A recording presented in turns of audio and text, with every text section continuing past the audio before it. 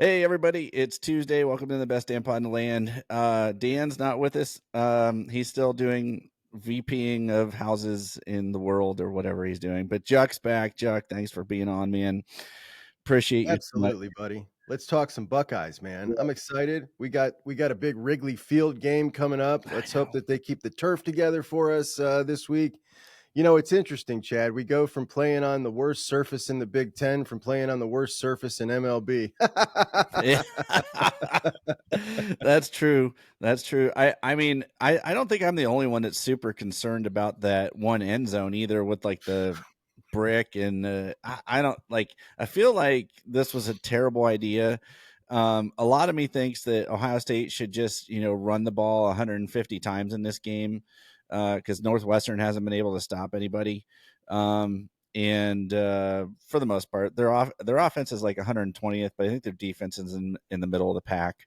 But I I don't want to see a go route or a post route and have one of the guys not be able to stop, God forbid, and get injured on the brick wall. Like it just seems like a terrible idea. So, Can you imagine just the Big Ten, the kind of heat that they would get if an injury like that oh happened? gosh, After we've all been talking about it forever. And yeah, you look at that. I was pulling up some pictures for my show of the game last year, the Iowa Northwestern game, and the size of the clumps that were coming up from this game when you got 300 pounders going head to head, trying to anchor their feet on this turf that they've just laid over the infield. right, Bad things are going to happen. And man, these clumps, Chad, they were like this. They were like craters, bro. yeah. Oh, I remember. I remember seeing Yeah. it. Yeah, I remember seeing it on Sports Center. I can't say I watched that game, but I can say that I remember like No, no, especially you on didn't watch X that and game. It yeah, was like 7-0 in the fourth. It was a horrible game. yeah. Well, anytime so here's the thing too for me about Northwestern, Jack. I don't know about you, but anytime we play Northwestern, it always seems like something funky happens.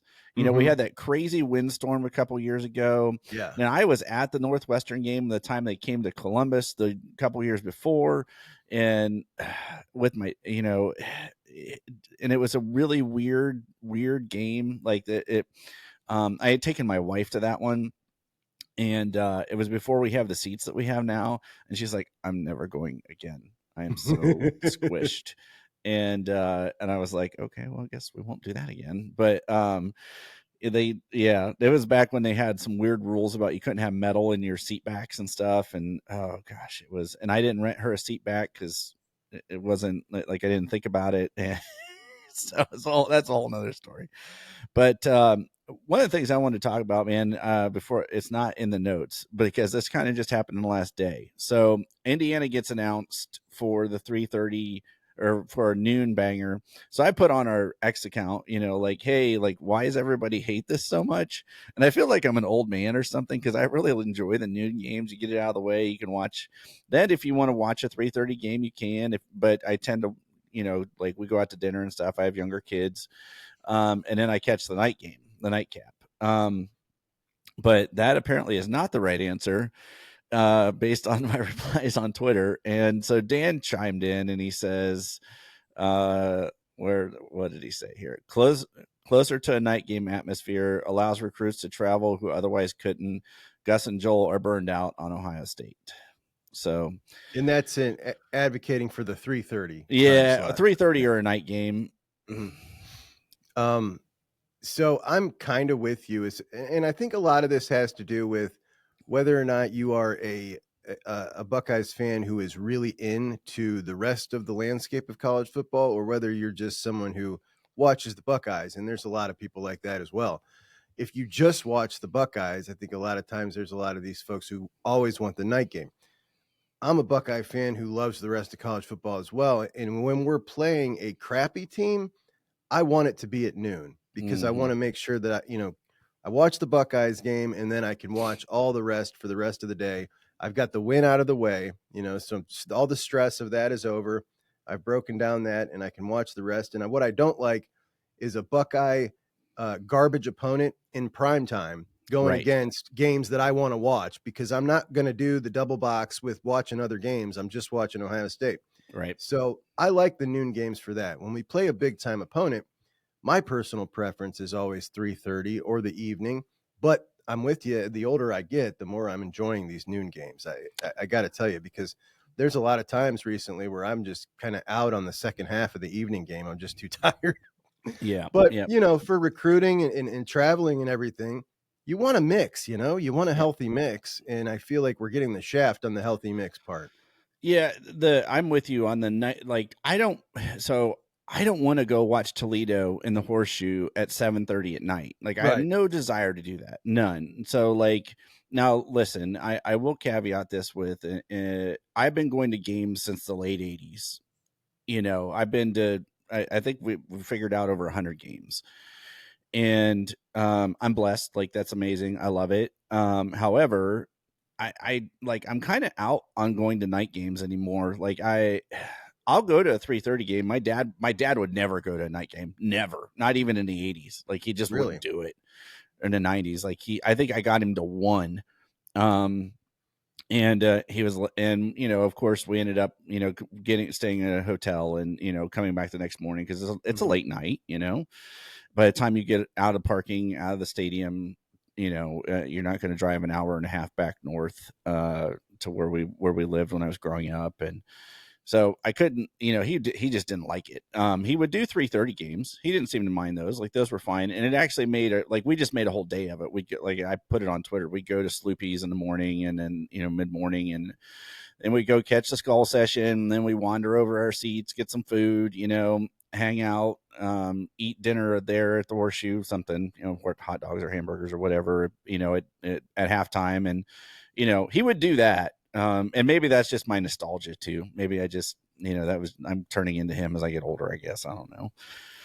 But I get it from recruiting. But I noticed you jumped on yesterday with Mark Givler too. And he made a good point. Even a 3:30 game, if you're coming from California, unless you catch the red eye and you get in about 10, it does, like, how much difference does that really make? Like, a flight from California in after you've played a game on Friday night, as a high school football player, um, it really would almost have to be a night game for kids to come in season to get the full effect. I don't know how much 3:30 helps with that from that perspective. Yeah. Texas may be a little different, but not California. Yeah, probably helps some, not others. It's not perfect, but it's better. And I think the 3:30, what I kind of enjoy just as a fan is seeing the game start with the sun, and then Yeah. about halftime. Now we've got the lights on, and I really dug that with the Oregon game, how the second half was under the lights, the first half was in the sun. Though I hated the shadows of that Oregon game. I had a hard time seeing in that first half. Yeah. But it was something funky about the stadium, or the way the sun was, the shadows. I had a rough time with that. So, but no, I do always enjoy that. I think that's kind of cool too.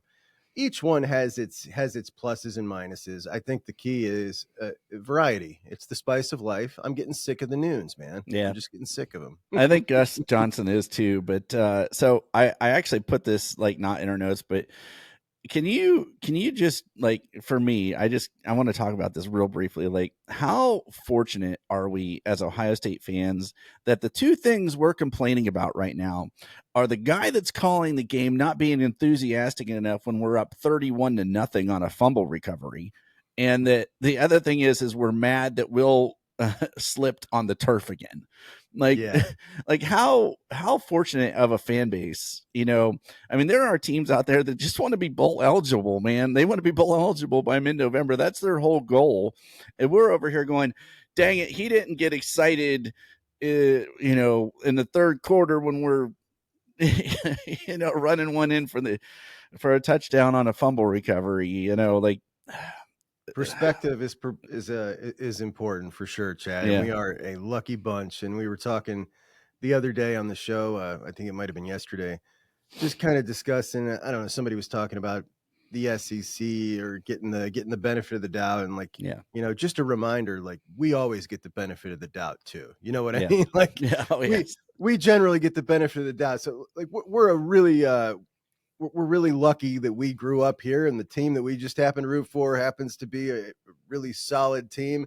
yeah, I talked to an Indiana fan yesterday who's been rooting for them for 40 years, on the show I did last night. And, props to fans like him, oh because yes, we could have been born in Indiana, and we're Yeah. just loyal type of dudes, we'd have been going through that, right? We were Right. born in Ohio. This is who we are. Right. So we're definitely a lucky bunch, and perspective is for sure important. Yeah, I think about that because, I got my undergrad from Akron, Hmm. and I remember going to the Rubber Bowl, and watching some of those games, and my dad would come too. Like we would go catch some Akron games when we could, and um that was hard. And that No doubt. those were the Charlie Fry years when I was Yeah. there. Okay. So, Okay. um you I was know, more the Willie Spencer era, which was yeah, the previous era. yeah. So those were, like they weren't lean years, but they weren't great years. Um There was one fun one with yeah. Charlie. There was one Yeah. fun one. We Well, got to that pick was the one. one where they pushed him for the Heisman. Yeah, So, that was yeah. funny. Fry for Heisman. I had a Yeah. shirt. Yeah. So, anyways, I digress, as they say. But yeah, I mean, we are very fortunate, and so perspective is key there. But Indiana being a noon banger, man, like, I will say, and I'm looking at this from an Indiana perspective, little bit of disservice to them, because they like first time ever in school history, they're 10-0. They're on a bye this week, so they're going to come in 10-0, top 10 team in the country. Ohio State has Oregon, as a night game. Then they take that away from Penn State and make it a noon banger. Now, poor Indiana, not only do they have to play in Columbus, but it's another noon banger. I feel a little bit bad for them. It would have been nice for them, just for the school, in fact, to get a little run on a prime time. Not that Fox doesn't do business, because they do. That's Joel Klatt's thing. Like they fixed this area of the TV watching or whatever. I'm like, if Ohio State was playing, people were going to be watching.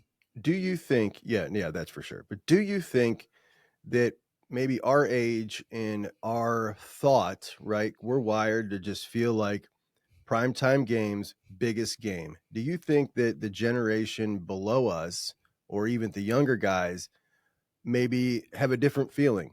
That maybe now that this is kind of set in and this has been in place for a while, that this is this really big game at noon, do you think that maybe they feel slightly different about that? It's possible. I think, we'll just admit it. Like, we're part of the ESPN era, Hmm. and we were used to College Game Day. And I can remember getting up, watching College Game Day, going through all that, and then basically turning the TV off at noon a lot of times, because we wouldn't need to turn it back on until 8 o'clock We'd if get you the didn't want Wake to watch. Forest and Georgia Tech, so Yeah. those games of the world. Horrible. Yeah. Yeah. And so, like, we were just conditioned and programmed to think that. And now Fox's Big Noon pregame is pretty big. They do a pretty good job with that.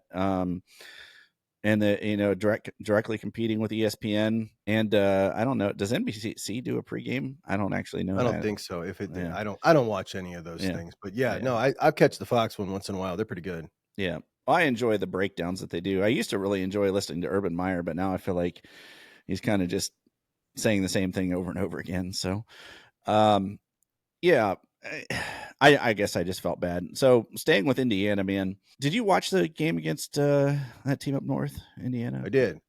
I What did. did you I What did you think? So the first half, I was like, "Wow, here we go," and I was really excited. I thought they were going to blow them out. And this is a team that I have thought for about the last 5 weeks. Wow, this is the kind of offense. These crisp, spot on back shoulder throws.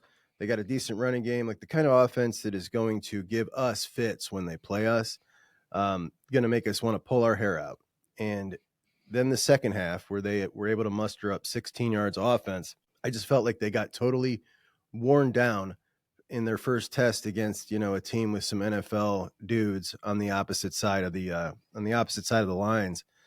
And now I feel like their ceiling is much more limited than I thought it was.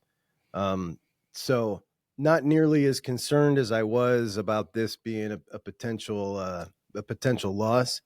But I still definitely respect them for sure. But I'm not nearly as nervous as I was at one point. I thought at one point, like, wow, this could look like the Oregon game. This could be like, Mhm.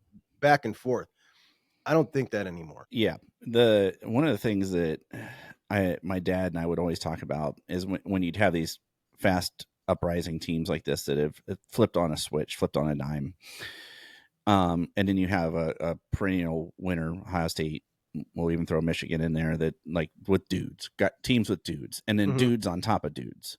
Yeah. Um, you know, the talent in the depth is where those games are won a lot of times late in games. And you could see that in that game that Mhm. Michigan was able to rotate. And then Kenneth Grant, towards the end there, he was just bullying their center and their guard. Honestly, Michigan could, like, if Orgy doesn't fumble that football, they probably win that football game. But there's a lot to be said there. But I agree with you. I thought that Indiana's offense, and I still think they can give us fits if we don't get some stops. And I think the key I think we play the opposite game that teams love to do with us, which is we'll run the ball, control the clock, keep everything in front of us, and make them go 11, 12, 13 plays and try to beat us. I'm concerned about Denzel Burke in that game just because of the size of their wide receivers. And I'm concerned about Igbinosin in that game because of the way that he likes to get handsy. Because those back shoulder throws, it's exactly what you mentioned. That's where Iggy gets caught up and he's going to pull and grab. And I do have some concerns, if I'm being honest, but I don't think they are as good as people thought, Mhm. depth wise. Really interesting to me, the rankings tonight. Mm. And when everybody's watching this, they'll probably have already, well, you might watch it tomorrow and then you'll know. But I'm really interested as to where they put Indiana. I thought they were really low on them last week. And now having won that game, favored by 14 points, by just 5, the struggles. Curious to see where they put them. And I really wouldn't be surprised, Chad, if they had uh, who was it that was where? I'm going to see if I got them. Let's. It was So, Texas. did you do Did you put your rankings together? No, I don't. I don't really do that Okay, to so be I honest. decided to start doing that this year when they started coming out with theirs. I have Oregon, Ohio State, Texas. I have Indiana fourth and BYU fifth. I really respect both of those teams being able to stay undefeated through this. BYU even fighting through that. It's a really tough game. A lot of people don't give them credit for the win because of the way that puppy ended. But curious to see where they put Penn State and Notre Dame and Tennessee in relation to Indiana. Yeah. They had Tennessee above them. But yeah, man, this season has been so much fun. I just love it. It's been a great time. I've enjoyed it, and I was fearful of the 12-team playoff Me when they too. first announced it. As a child of the BCS era, Yeah. and then we were like, I remember how excited I was for the 4-team playoff. I was like, in my head, that makes sense. Mm-hmm. Um, yeah, this makes it interesting because you've got teams like Notre Dame and some others that, in any other year, even us, to be fair, in any other year, probably don't squeak in if we don't win the title, the Big Ten title. Right. So, yeah, it'll be Can we fun. It'll be talk? interesting. Listen, Chad, I want to talk about that with you for a second. So Notre Dame, and this is just philosophically. Here's their resume, right? Their best wins: Texas A&M, that's looking like a really good win now. Yep. Louisville, that's a ranked win. They beat Navy when Navy was ranked, and then they Yep. knocked them out of the rankings. But they also have the opportunity to play a ranked Army. Um, Pretty good wins. When we're looking at the rest of these resumes, pretty damn good wins. Of course, they have the embarrassing loss to NIU. Now, here's my question: NIU, obviously a terrible loss, right? Do do you count that as kind of a disqualifying loss, or do you think? And I'm kind of coming around to this kind of thought, like when you have a team that would beat the other team 99 times out of 100 times and you lose the game, should we penalize them more because it's NIU or Wake Forest? Like, what's really the difference when you have a team that loses in an upset fashion like that? They didn't come to play. They didn't take the opponent seriously. They had some breaks go the other team's way. The other team was pumped up. Like, how much should we penalize them more than, let's say, another team that lost to a team they shouldn't have, like Miami, Georgia Tech? You know what? Like, I just am starting to feel like maybe we've been penalizing them too much because they lost to a MAC team, when really all upsets that are of a 20-point spread, like they all have the same kind of feel to them, right? You just don't show up, you don't give your best effort, and you lose. And I feel like maybe they've been unduly kind of written off because of that NIU loss, just because they're a MAC team, not a particularly great MAC team. I don't know. What's your thoughts on that? So in the modern era of college football, I would lean your way. I struggle because if you go back to 2015 and Ohio State's loss against Michigan State, and people beat us up about that, and it's just the era of football that we're in. But you're right, everything had to go exactly right for NIU to win that football game, including a crazy long field goal at the end of the game. So they still lost though. I don't think that if they continue to show improvement, and that would be my thing, like A&M, that's a good win. Louisville, that's a good win. I think Army is going to give them fits because Army can give anybody fits with the triple option. Oh yeah, for sure. I remember when we play the service academies, I absolutely hate it. Like, it drives me nuts. I feel like it sets us up for the following week to just play absolutely terribly on defense. It's very frustrating. Yeah. And so, and they can grind it out and, win games 14-10 or whatever, because they can control the clock. So anyways, I'd like to see how they do against Army, but if they get progressively better, that was early in the season, fluke win. Okay, throw them in there. Let's see what happens, and then you'll know. I mean, that's a great thing about the 12-team playoff. You'll know who's who real fast. So it's going to be fun, bro. It's going to be fun. Yeah. That's my thoughts. I'd love to talk a little bit about the Purdue game with you, man. So I don't know about you, but man, did I need that game. I needed a breath of fresh air. I needed to be able to take a deep breath, because I texted you guys during the Nebraska game, and I thought, like, I had my popcorn and my son was with me, and I thought, I'm going to be able to kick back, relax, take some notes. I'll turn it off midway through the third quarter, and put my quad box up and see what else is going on, and then come back to the game. And I did not get to do that, and I was not very happy about it, as were a lot of other people. But did you did you get to take a deep breath? Yeah. So for the Nebraska game, I had, that was the day I was traveling back from Florida. I got to watch the first half in the airport, and then I missed the whole second half, and then knew the results when I got back. So I didn't experience the stress of that one in the second half. I figured on that plane, okay, the Buckeyes are about to blow these guys out in the second half, like they always do in that situation. And then when I landed, I knew we won, and then I had to go back and watch it without experiencing that live. But I can imagine that was irritating to have to go through that against that Nebraska team. But also exciting, always exciting when you get a win like that in the end. Yeah. But the whole experience of that, Penn State, Oregon before that, these stressful games, I was with you. I wanted a nice, smooth, curb stomping, playing a lot of depth. Very happy that that's exactly how it played out. There's a lot of good things that came out of that Purdue game. I really believe that, Chad. I think we had some excellent things, some excellent developments, and I'm sure we'll go through them. But yes, I needed it too. I needed it, a stress-free one.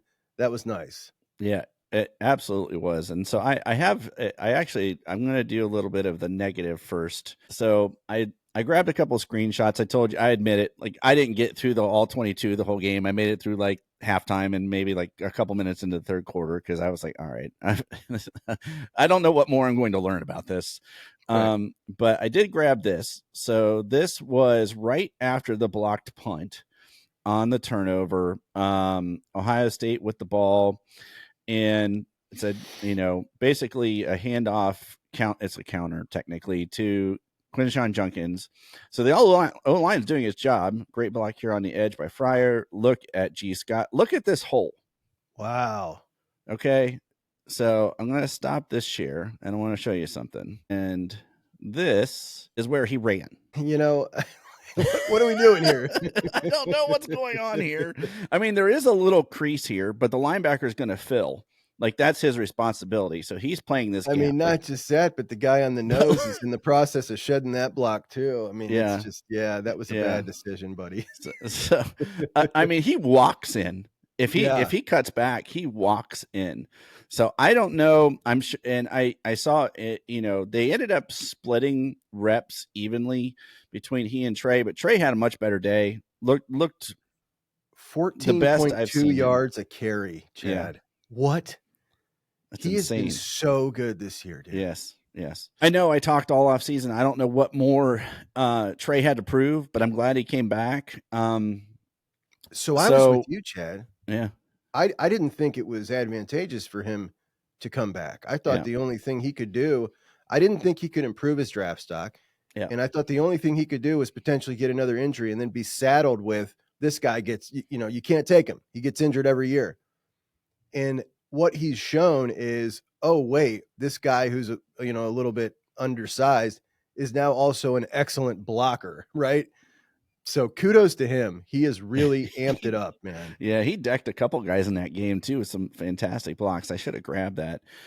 So I text you because I wanted to do 5 keys on offense and defense that we took away that we can take away down the stretch. But one thing I wanted to show, and if they may block this, it may get blocked because I muted the sound, but it's still actual footage. But it's everybody talking about it's the jack where they trotted out the jack position. And they called it Swiss cheese defense, apparently. But here's the first rep of the jack. And so here's Melton on the move, on the edge. So 3 down. That's not Tyleek Williams. And the gap.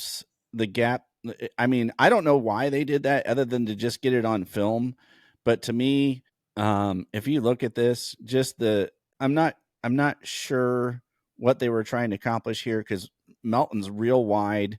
They crashed down on, I think that's Caden McDonald in the middle. I mean, this is, and the guard literally had nobody to block until he got to the second level. Really strange. And they kind of marched right down the field seemingly at that time to, I mean, no avail really, but why do you think they did that? I'm not like, I mean, yes, I've talked all along. I thought Mitch Melton is the jack. Like he's the guy. If you're going to make a jack person, like he's the guy on this team that could probably do that. Maybe CJ Hicks behind him, but any So ideas? I really don't know. they did it for 2 plays on that series in the first half, came back and did it for 2 separate plays in the second half. Of those 4 plays they did it, 2 times it worked flawlessly, but we had either a missed assignment or a missed tackle. 2 times it didn't. And, much like sending a blitz, right? It's a risk reward Right. kind of front to me. And right there you see, that one didn't go too good. But I love incorporating more for the offensive coordinator to worry about, more for them to game plan about, getting that on film.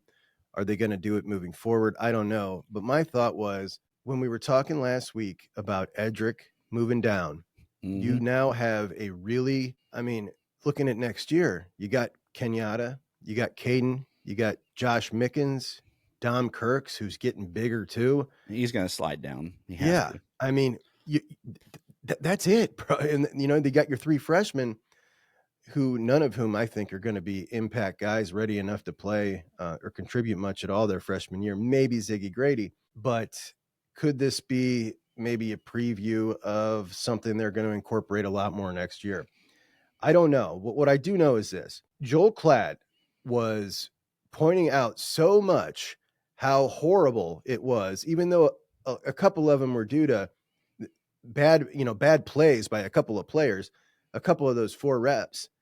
And he was pointing at, he wanted to make a point so much and talk so bad about it that coming out of that game, if you were a Buckeye fan, just kind of casually watching and not totally paying attention or rewinding and looking what actually happened, you came away thinking, well, that was a disaster. It wasn't a disaster, number one. And even if it was only 4 plays, right, with backup players. So pump the brakes if you're worried that that'll never work again. It's been, proven to work. He's been very successful with it at Oklahoma State. And I definitely think that it's something that they're going to continue to explore and work on. if not this year, maybe next year. And Well, it definitely has its pluses and minuses.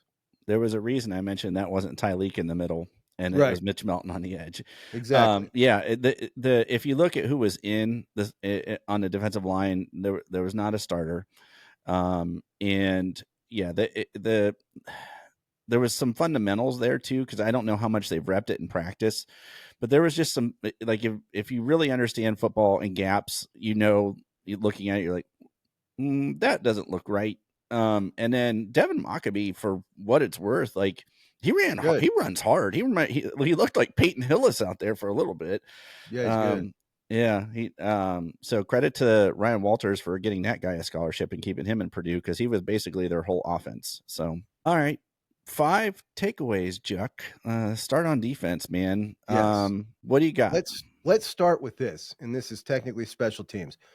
The block punt and how Okay. we went, in the press conference afterwards, Ryan Day talked about identifying a potential weakness and with their shield and wanting to put a bigger guy in there, putting Caden Curry in there. And that was something that I don't think we've been seeing a lot of. That extra effort on special teams to look at those and be like, okay, we're going to go after something. So I think that meant a lot, more so than just, Caden Curry making a great play, which he did. But it meant, okay, we're putting forth that extra effort on special teams that I think they said they were going to do. Kind of started off like that. And then maybe, we got bigger things to worry about. And I think that we saw a little extra effort being put in there, a little more, schematically, like, we're going to try to make a play. We're going to try to steal something here, which is something that I think during Ryan Day's tenure, they've really sloughed off. They've Yep. not tried to steal something on special teams. They've not tried to hit the big return. So that, to me, moving forward, something that makes me feel really good. Yeah. Go ahead. Yeah, No, I was gonna say, I 1,000% agree with you. If there's a lot of things I've been frustrated with Ryan Day about, just like the NFLification of things. Mhm. But Urban, for good, bad, or otherwise, his special teams were always on point. Oh, man. yeah.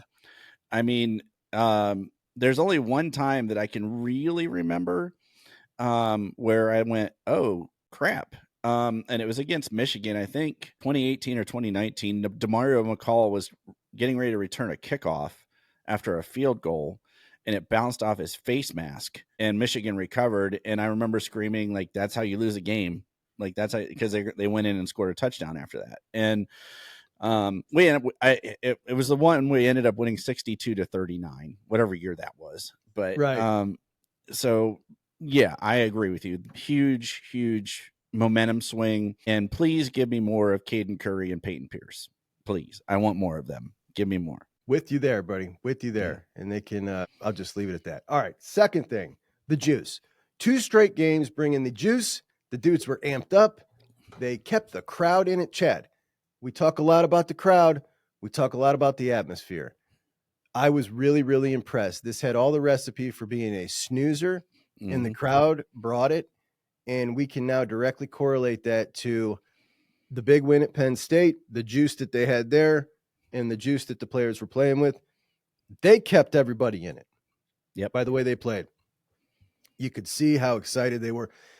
Everything just had that kind of energy that they had at Penn State. They kept that energy going. I loved seeing that. It was the antithesis of the Nebraska game from that standpoint. Wonderful to see. So moving forward, now we've got 2 data points of seeing that. That's awesome. The defensive rest. How about that? Yep. That is really important to be able to get that rest. Obviously, you were able to sit Tyleek the whole game. That was really nice. And then Jack, JT, just 25 snaps. That's really nice as well as, how about another one? Jermaine Matthews. Jermaine Matthews had 40 snaps. I love that. Yep. I think he played really good. Yeah. And I'm not so sure how they're going to handle this moving forward with IGB and Jermaine, but I wouldn't be surprised if that starts to become more of a trend, that Jermaine's getting a lot more snaps. And when we look at those 2 guys, you got give and take with both. Jermaine's a better cover guy. IGB much better in the run game. Jermaine's not very good at that at all yet. He's still got some weight to gain. I've seen him, boy, I've seen some really bad form tackling from him. I've seen one where he went down on all fours to try to get, but he's got a lot to learn there. However, he'll keep getting better at that. Is IGB going to get better at the things that he's not as good at? I don't think so. I will say though, I was watching, what do you call him? What's that dude's name? Todd McShay, the NFL draft analyst. And boy, is he high on IGB from a draft perspective, which really surprised me. But that's what I got so far. Oh, and the Jack, Chad, I was thrilled. Yeah. I was thrilled that they are, when they talk about re-engineering the defense, and those are the words Ryan Day used. They didn't actually re-engineer the defense, but those are the words that he used. The fact that they incorporated this, it just shows us that, okay, we're working on a lot of different things that are behind the scenes. They've probably been working on that for a couple weeks. And that was fantastic to see. Also, Edric Houston, I believe, solidified himself as number 2, 3 tech, right? And obviously, I'm kind of bummed out about Hero Canoe. I was big on him. I know a lot of us were big on Jason Moore. Those guys have just not played good enough. And Edric Houston appears to be someone that, we could put a lot of stock into in the future. So those are my defensive ones. Yeah. Those are perfect. So I am with you 1,000% on the Caden Curry thing. I literally wrote in here, I need more curry in my spice rack. Give it to me. I need it now.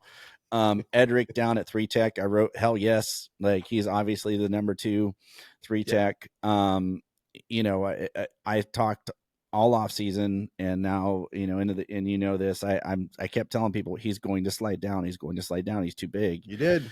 He did. Here he is, and now he's playing. So thank you. Lathan Ransom, give me more. I need more Lathan in my life. Graded out as the highest starting safety by Pro Football Focus this week at over 90, which is pretty darn good. He happens to play next to a guy named Caleb Downs, who everybody talks about, but Lathan Ransom is going to be a pro's pro in the NFL and make a lot of money.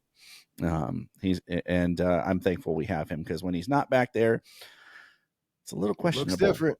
It looks different. Questionable. I'll tell you right now, I'm 99% sure that Leroy Roker will be your starter at safety next year, but we'll see that when it comes down the pipe. Big Leroy guy.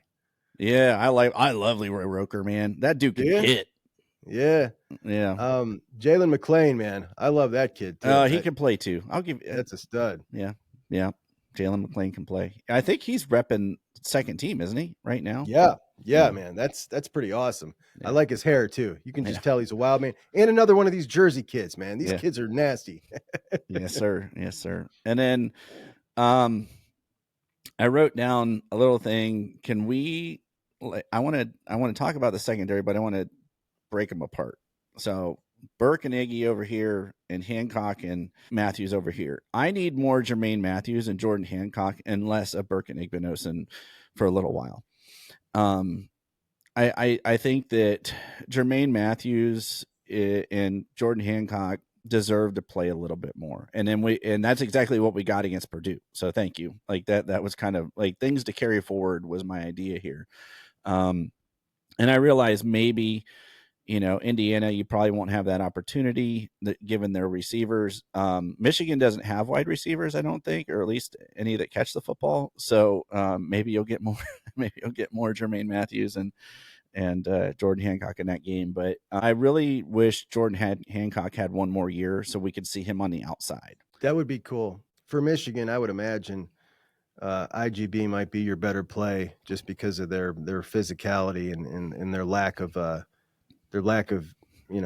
passing game. Yeah. It's so pathetic, dude. It's just so bad. The coaching is so bad. This has been so enjoyable after all we've dealt with for the past 3 years. Yeah. Just checking in on them, every Saturday to see the bumbling incompetence has just been really fun. Not just losses, but the bumbling incompetence. Yeah. But no, I'm with you. I'd like to see Hancock get that opportunity. He could, really improve things for himself if he had that opportunity. So offensively, Juck, I want to say one thing, and I'll let you do yours. But I learned yesterday that Will Howard is going to get a different pair of cleats. so he doesn't slip. That's what he said, man. That's what he said. That's what he said. That's what he said. Yeah. So what are you taking Well, forward offensively? I mean, for starters, Will makes some cuts that are sometimes ill-advised, trying to cut off his inside foot. I don't like the cleats thing. Like, are we serious here? Like, you didn't try to change this before? I don't know. Like that just seems odd to me. We both know that whether or not that particular slip had to do with Will's cleats or Will's cuts, this is a field issue, right? Like, Right. we know that. We all know that. This is no secret. I am anticipating, and right now we're talking during the press conference with Ryan Day, and I have talked to a couple of people that are ready to make a push and ready to discuss seriously this field, the situation with this field with Ross Bjork. Yep. So that is pretty cool. I like that. Finally, everybody's like getting on board. Like, this is ridiculous. This is year 3 with this field. Those things have a 7-year shelf life. Cut our losses. You got 50% of the shelf life. Get it the hell out of here. Get the monofilament in there. It's safer. It looks better. And guys aren't slipping and falling. This is just ridiculous. This is Ohio State. You're building, what do we call it, Chad? What's the name of the club they're building? 1922. You're building the 1922 club. Now, there is return on investment with the 1922 club. Going to cost many, many millions of dollars. Minnesota, the Vikings, they replaced their slit seam film. $1.3 million it cost them to replace it with the monofilament. Now, there's no immediate return on investment, but healthier players is certainly return on investment because you're not paying them NIL dollars. Now, this is something that needs to be done. I'm happy that this is starting to get pushed to be done. But on to my offensive things. Number 1, Carnell Tate. Feed Carnell. You got Carnell 7 targets, 6 receptions, and that is 2 out of the last 3 games that I feel they have intentionally tried to get him involved, which I love. Reward him for the excellent downfield and perimeter blocking. Fantastic news moving forward. Keep him mentally engaged, all that stuff, all good. Number 2, Will Howard running inside the 10. Obviously, you and I have talked several times, but if nobody has heard this, last year at Kansas State, a Will Howard-led offense, 84% touchdown conversion rate inside the 20. That was number 1 in the country. This year at Ohio State, 88%, number 1 in the country by more than 5% over second place. Ohio State is converting touchdowns in the red zone. Last year, 64%. So we're way up, and it feels good. Yes. Number 3, G. Scott being involved. Now, I'm not a fan of G. Scott as the blocker. I like him being involved in the passing game to offset the frustrating blocks. And I had somebody on the show I was on last night say, Juck's a hater. He hates on G. G's gotten a lot better. And it's true. G has improved some. There's a long way to go before anybody's going to be bragging on G. But just like you showed there, he's getting some things like that done with his angles. It shouldn't have taken this long to be able to do some basic things that G's not able to do. But he's getting better.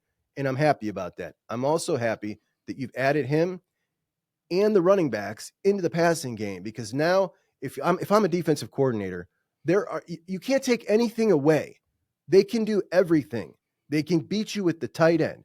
They can beat you throwing to the running backs now. Like, you've added in everything. There's nowhere that's safe for you as a defensive coordinator. So I think that was very important to continue to work G into it, to continue to work the running backs into the passing game. Yep. Number 4, Travion Henderson. My gosh, 14.2 yards a carry, running like a man possessed. There are times when he looks like the best back in college football. There are other times when his running mate looks like the best back in college football, all of which is wonderful for us. So those are my offensive things that I think we saw in the Purdue game that can give us a lot more confidence moving forward. Agreed. And I'm going to caveat this. I think people probably are wondering, well, why are you talking about this now? We're 9 games into the season, because you probably have 7 more, folks. That's why. I'm just going to answer you that way. That's why.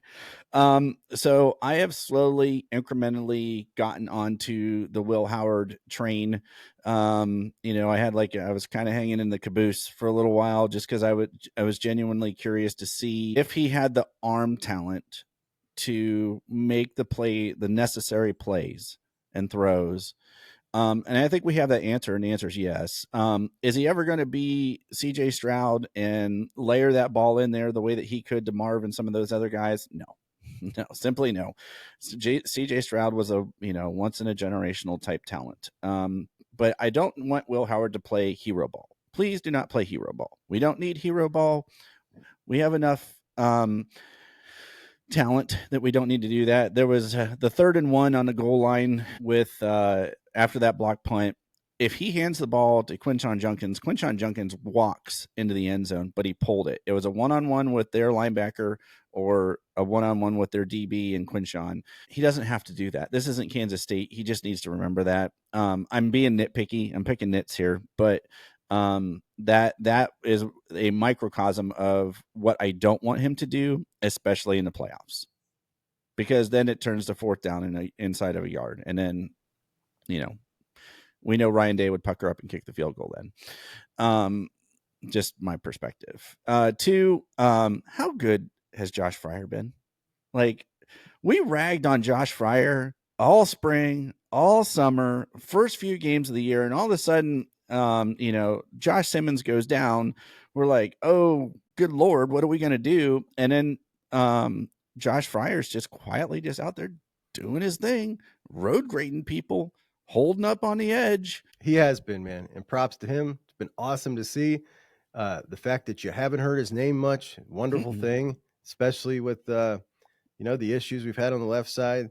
It almost feels like, obviously Integra's not played good next to him. He's played okay, but the fact that Josh Fryer has been so solid, really good in run blocking, and we haven't seen much pressure, many sacks come off of his edge. Been really, really good, man. Really great to see. Yeah. My next one was Jeremiah Smith. We've been pretty fortunate to see a lot of dudes come through Ohio State. And I was really trying to think, I'm genuinely trying to think of a true freshman, that could come in and just he can take over a game at any moment.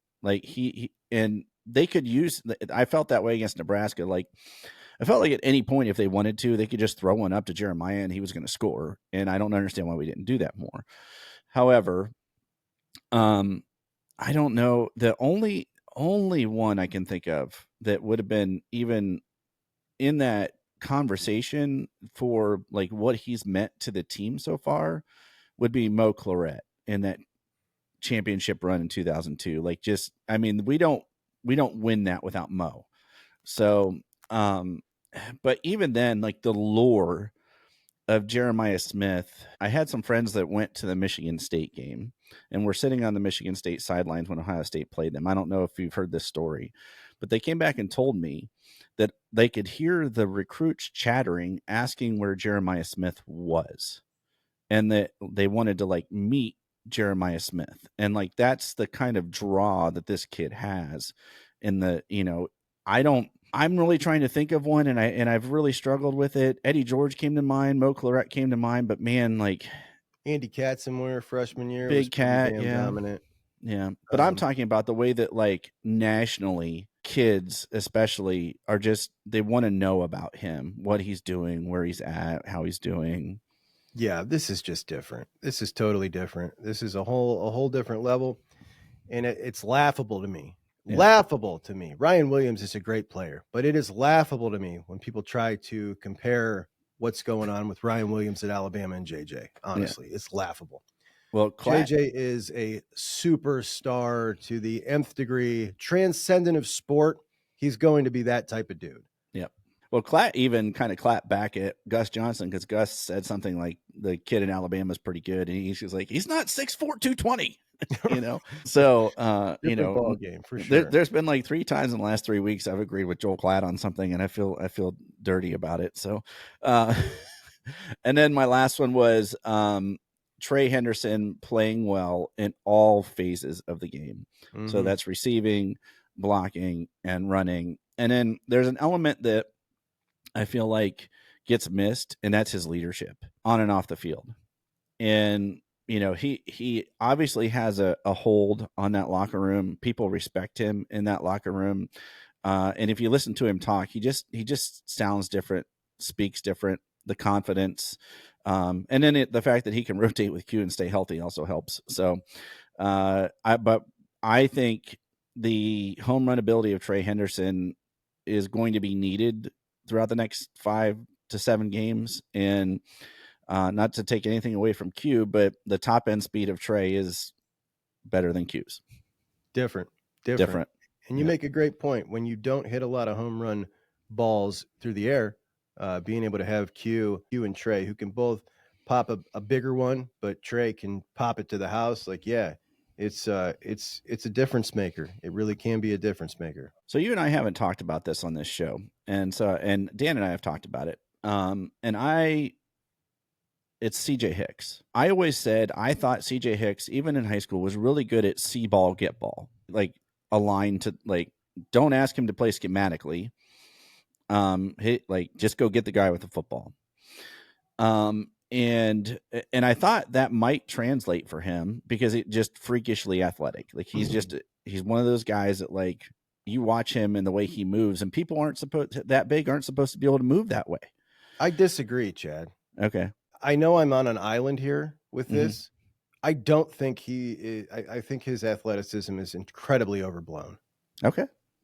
That's and I think that is where a lot of the confusion comes in as to why it's not translating. I think that we have been overblowing his athleticism for years.